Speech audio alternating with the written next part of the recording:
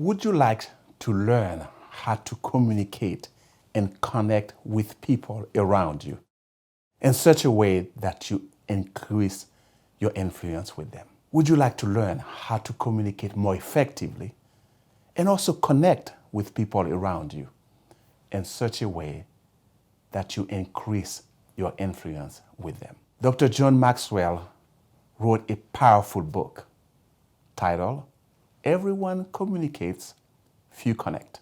As a certified and licensed team member of the John Maxwell team, I have access to this content, and I use that content to help many people improve their communication skills and help them connect with other people.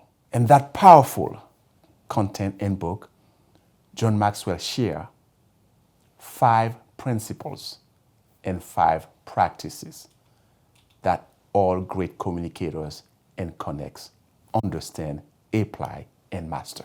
Now I'm going to share with you a couple of the 5 principles and 2 of the 5 practices. The first principle is that connecting is about influence. Connecting increases our influence in every situation.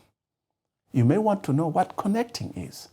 Connecting is the ability to identify with others and also relate to them in such a way that it increases our influence with them.